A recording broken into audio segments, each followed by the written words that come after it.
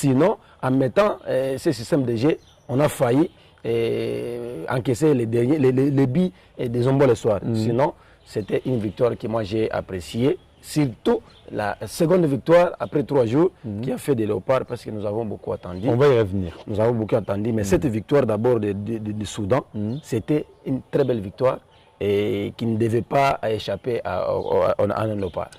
Très bien. Monsieur Célestin, quels sont les points forts et les points faibles que vous avez pu dégager à l'issue de ce match? Ça fait très longtemps.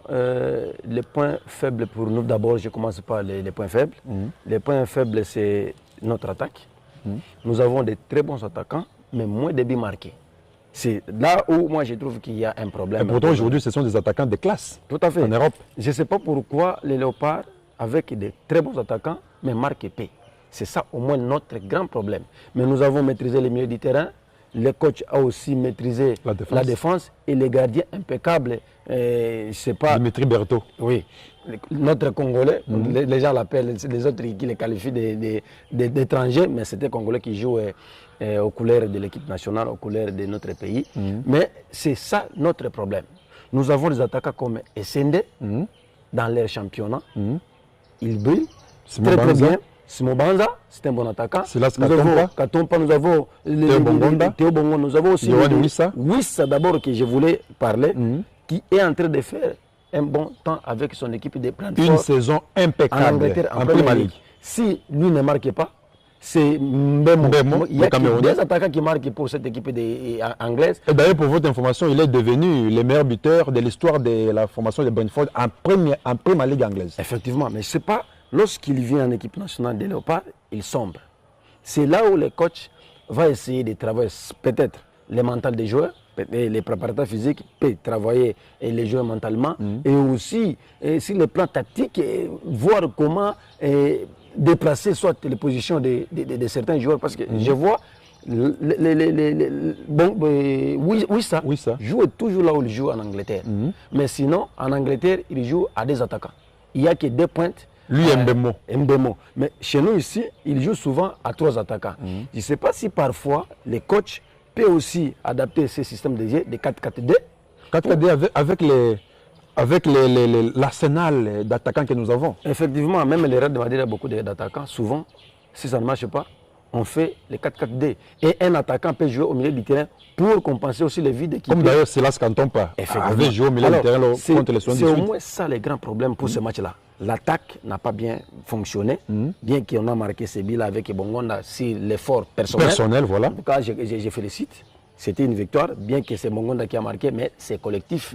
Et c'est collectif cette victoire. Donc, il faut travailler cette attaque.